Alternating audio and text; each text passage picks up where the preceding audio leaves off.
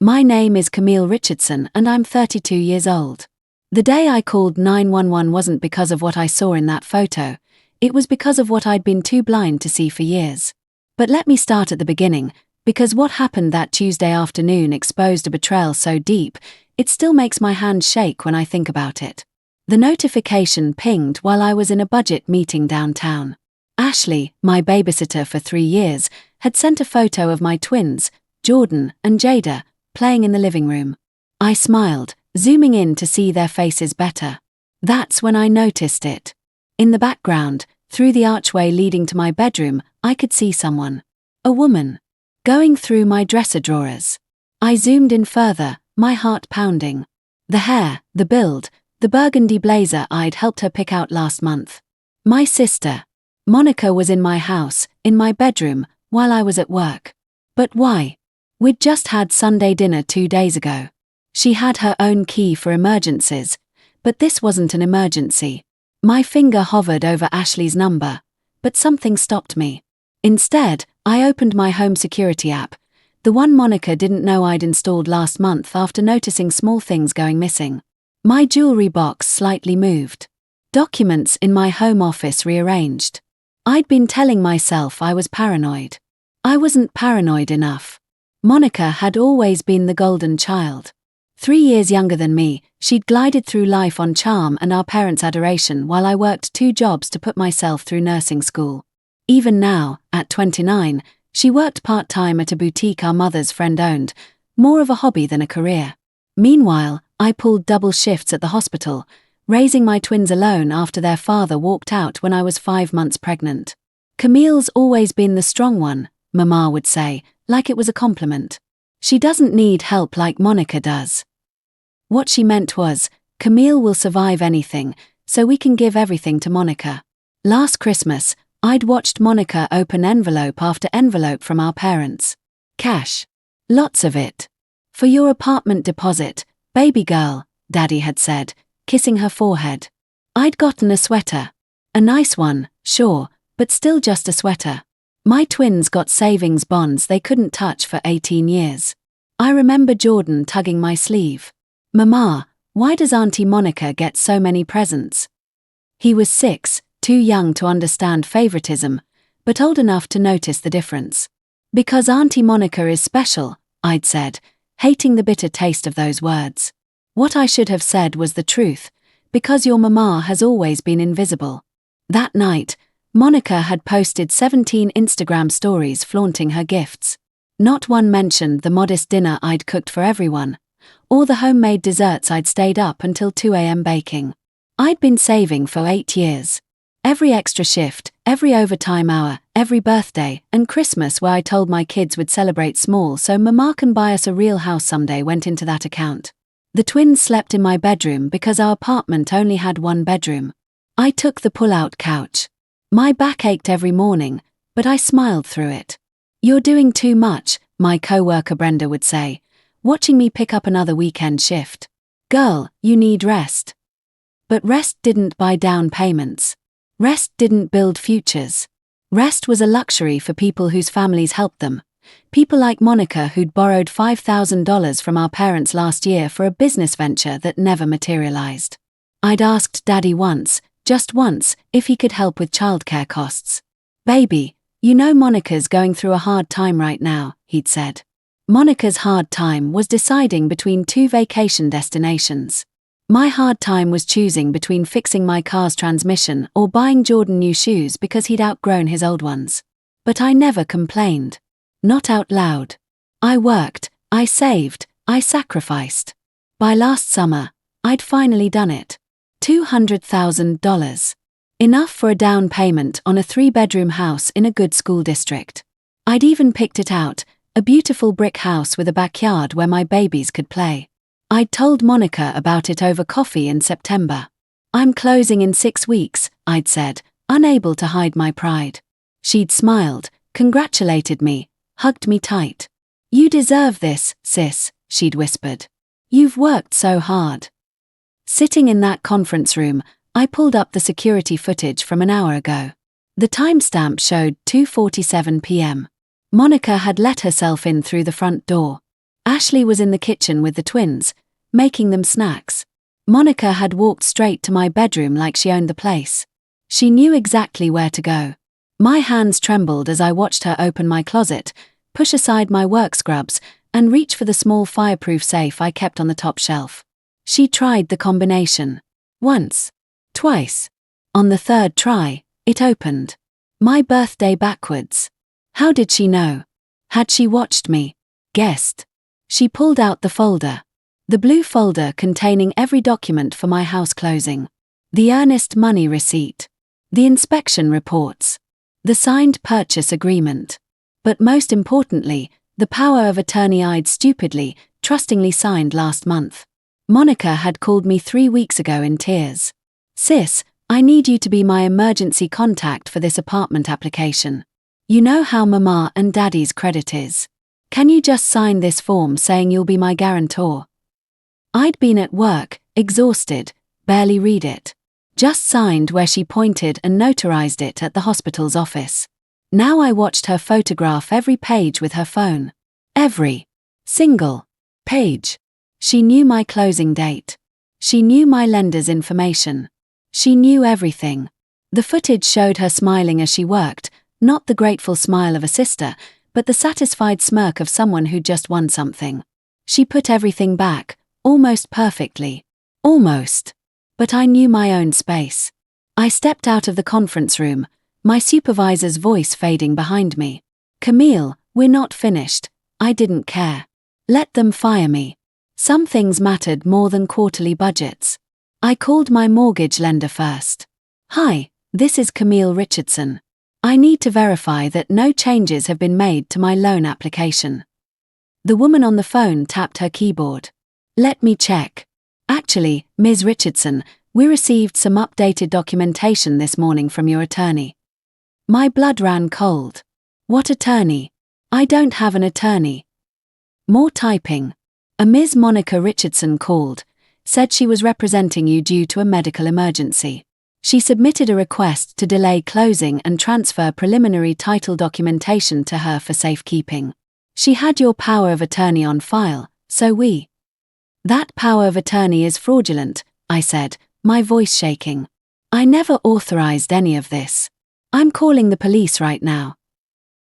"I'll need to transfer you to our fraud department." "Transfer me everywhere you need to," I snapped.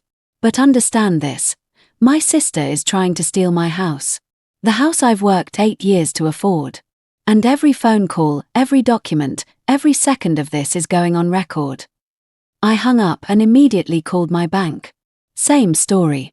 Monica had attempted to access my down payment account 2 hours ago, claiming she had authorization as my financial representative.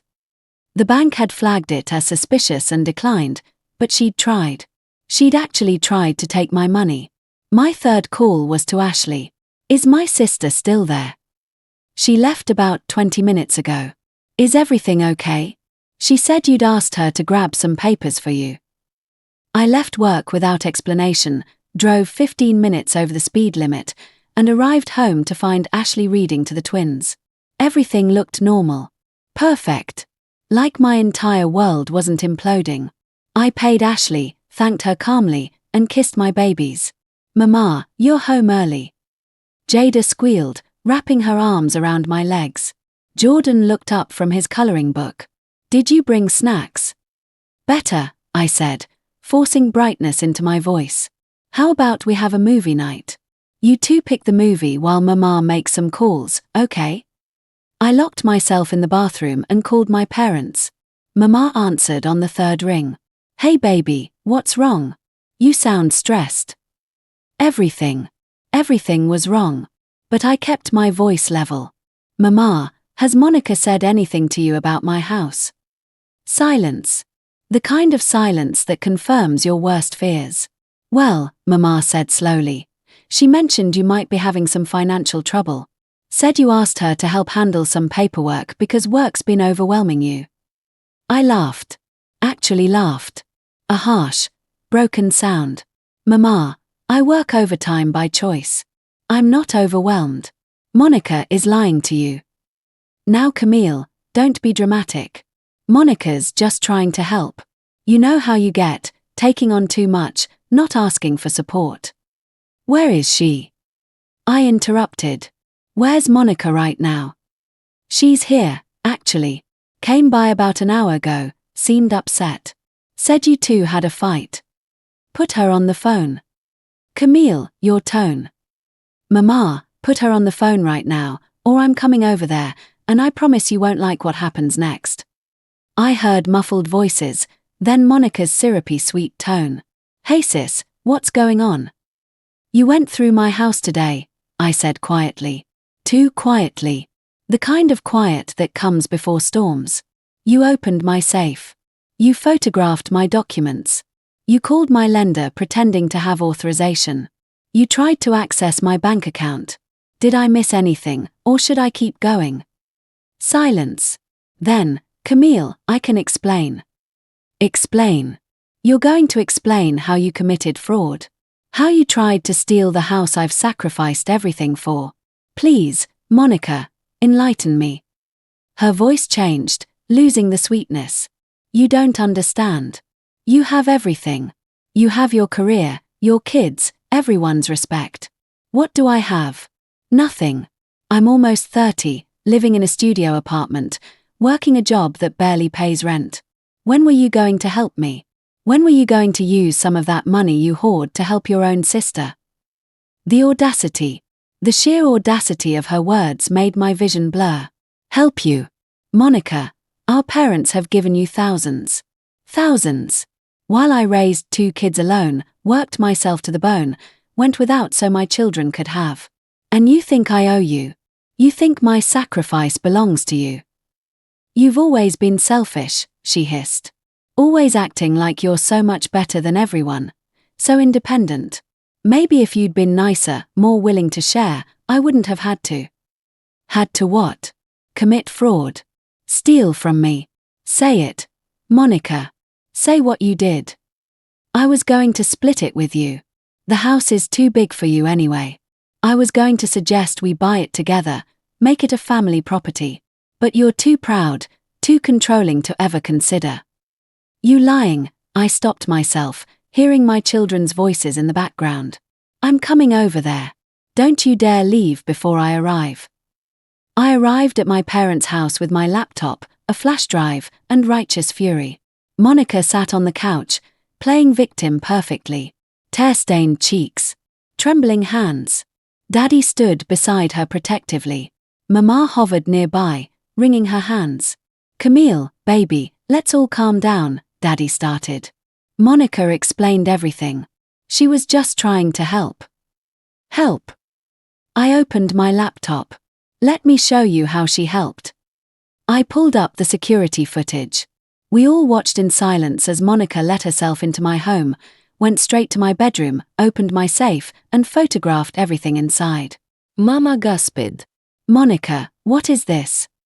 I can explain, Monica said quickly. Camille asked me to get those papers for her. She was at work and needed. Liar, I said calmly. I played my phone call with the mortgage lender. Her voice, clear as day, claiming medical emergency, requesting delays, trying to insert herself into my transaction. Then the bank's fraud alert notification, time-stamped and detailed. The room fell silent except for the recording of Monica's voice spinning lies to financial institutions. When it ended, I looked at my parents. This is the daughter you've always protected. The one you've always chosen over me. This is who she really is. Daddy's face had gone pale. Monica, tell me this isn't true. Daddy, I just thought, she looked at me, and for a second, I saw something I'd never seen before. Fear. I thought we could share it. Be partners. You always have everything, and I have nothing, and it's not fair. Fair. The word tasted like poison. I'll tell you what's not fair. I stood in that living room, in the house where I'd grown up invisible, and finally said everything I'd swallowed for 29 years. What's not fair is being 10 years old and washing my own school clothes because Mama was too busy helping Monica with her kindergarten craft project. What's not fair is working at a grocery store at 16 while Monica got an allowance. What's not fair is hearing Mama tell people she has one daughter in college and one daughter who's finding herself. Mama stepped back like I'd slapped her. Camille, that's not. Let me finish. My voice cracked but didn't break. What's not fair is being pregnant and terrified at 26, calling you crying, and hearing, well, Camille, you're always so independent. I'm sure you'll figure it out. What's not fair is watching Monica post vacation photos while I'm donating plasma to buy diapers. What's not fair is Christmas, birthdays, every family gathering where I'm acknowledged with a nod while she's celebrated like royalty. I turned to Monica, who'd stopped crying. She just stared at me, and I saw it finally. She didn't feel guilty. She felt entitled. She genuinely believed my hard work, my sacrifice, my money was somehow partially hers because we shared DNA. You want to know the worst part? I continued. I still loved you. All of you. I still showed up to every family dinner, still helped when asked, still smiled through the favoritism because I thought, maybe, if I proved I didn't need anything, you'd respect me. But respect isn't given to the strong. It's given to the demanding. Daddy finally spoke. Camille, we never knew you felt this way. Because I never said it. And that's on me. I pulled out a folder I'd prepared during my drive over. Inside were printouts of everything. Bank statements showing Monica's borrowed money from our parents over the years, totaling $47,000. None of it repaid. Social media screenshots of her expensive purchases, designer bags, weekend trips, all while claiming poverty. Here's what else I found, I said, laying out more papers. When I went through my files tonight, really went through them, I discovered Monica's been in my house at least 6 times in the past 3 months. My security system keeps logs. 6 times, always when I was at work, always going straight to my office or bedroom. I showed them printed footage timestamps, each one showing Monica's car in my driveway, each one showing her inside my home for 30 to 60 minutes. And here, I pulled out the power of attorney, the one I'd signed. This isn't what she told me it was. This is a general power of attorney, not an emergency contact form. It gives her access to almost everything. I had a lawyer look at it an hour ago. She could have ruined my credit, emptied my accounts, put liens on property I don't even own yet. Monica stood up. I wasn't going to do any of that. You're making me sound like a criminal. I'm your sister. No, I said quietly. A sister wouldn't do this. A sister wouldn't smile to my face while plotting to take everything I've worked for. A sister wouldn't use my love against me. You're not my sister. You're a thief who happens to share my blood. Mama was crying now. How do we fix this? How do we make this right? I looked at her, this woman who'd given birth to me but never really seen me. You can't. Here's what's going to happen, I said, my voice steady despite my shaking hands. Monica, you're going to call my mortgage lender tomorrow morning and confess everything. You're going to retract every false statement, every fraudulent claim. You're going to provide a written statement saying you acted without my knowledge or permission. And if I don't? Monica's voice had turned cold, defiant. Then I press charges. Fraud. Identity theft. Attempted theft. Unlawful entry. I have evidence for all of it. My lawyer says we're looking at felony charges, possibly federal because you crossed financial institution boundaries. You could do real time, Monica. Not probation. Prison. Mama gusped. Camille, you wouldn't send your own sister to jail. Watch me. I meant it. Every word. I've spent my entire life making myself smaller so you could all feel bigger. Not anymore. This house I'm buying. It's mine. My name only. My achievement. Mine. I turned to my parents. As for you two, we need to talk about boundaries. I love you. I do. But I'm done being the daughter you forget about until you need something. I'm done watching you pour money into Monica's bottomless pit while my kids and I scrape by. I'm done pretending your favoritism doesn't hurt. Daddy tried to speak, but I held up my hand. I'm not finished. From now on, family gatherings are optional for me, not mandatory. My children will not grow up watching their mother be disrespected. They will not learn that sacrifice equals invisibility. They deserve better. I deserve better. Camille, please, Mama sobbed. We're family. Then act like it. For once in my life, act like I matter as much as she does. The next morning, I met with my lawyer, an older black woman named Patricia who'd looked at my case and immediately said, "Baby, we're going to make this right." She'd spent the evening digging deeper into Monica's activities, and what she found made my stomach turn. "Your sister's been running this scheme for a while," Patricia said, spreading documents across her desk. "She's done this before, or attempted to. 3 years ago, she tried to take out a credit card in your name. It was flagged and stopped, but you never knew because the company closed the inquiry without notifying you properly." I stared at the credit report she'd pulled. There it was, a hard inquiry from 3 years ago that I'd noticed but dismissed as an error. "There's more," Patricia continued. "She's been positioning herself as your representative to several institutions. Your children's school has her listed as an emergency contact with financial authority. Your insurance company has notes that she called twice inquiring about your policy's cash value. Your landlord received a call last month from someone claiming to be you, asking about breaking your lease early." The room spun. This wasn't a sudden opportunity Monica had seized.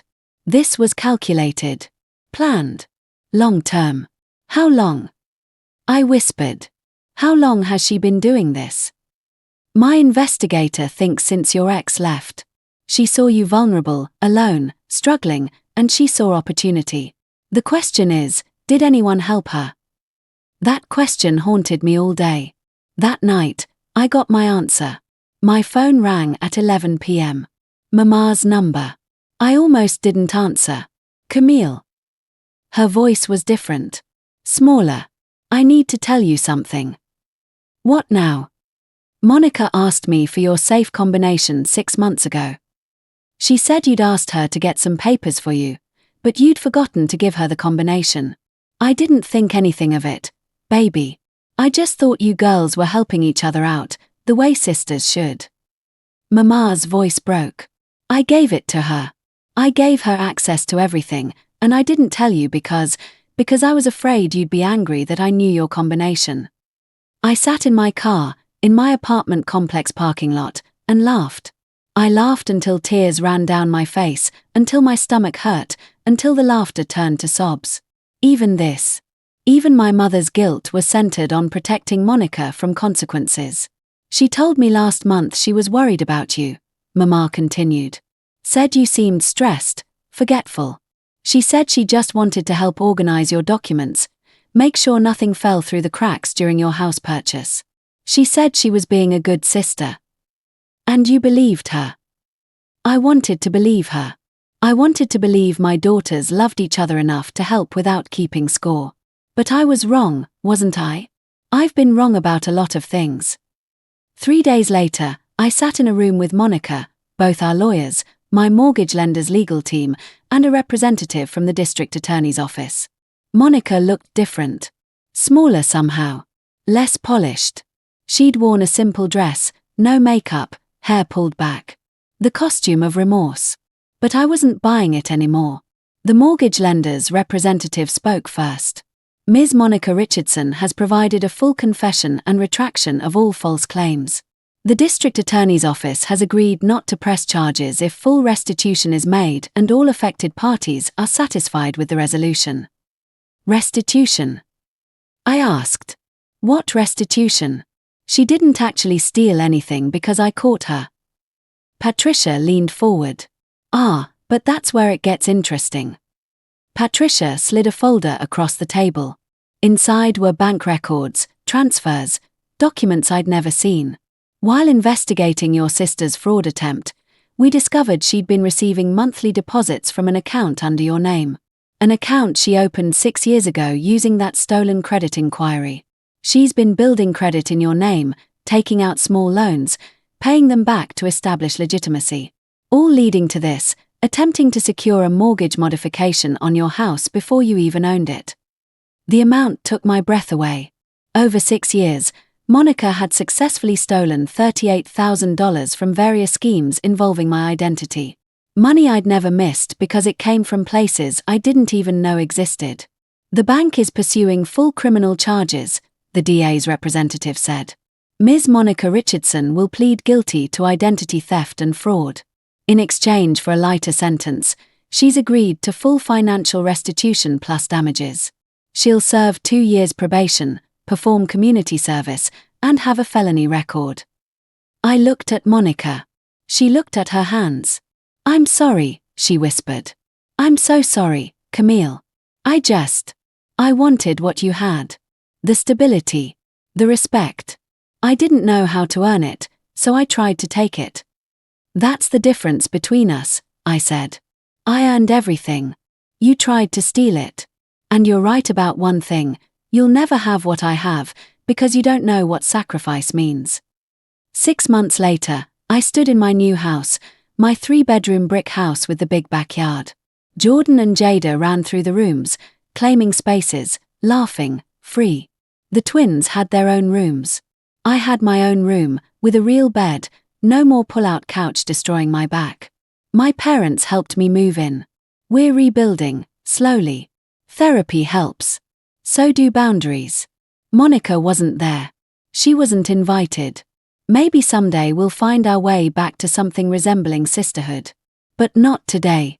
Today, I stand in my living room, in the house I bought with my own sweat and sacrifice, and I finally understand. Silence is not weakness, but speaking up is strength. This home was built on truth, not lies. And no one, not family, not fear, not guilt, will ever take that from me again. The doorbell rings. It's Brenda from work, bringing a housewarming gift. Behind her, more friends, more chosen family, people who celebrate my wins instead of resenting them. We fill my house with laughter, with joy, with the sound of people who genuinely love each other. And for the first time in my life, I'm not invisible. I'm finally, beautifully, powerfully seen.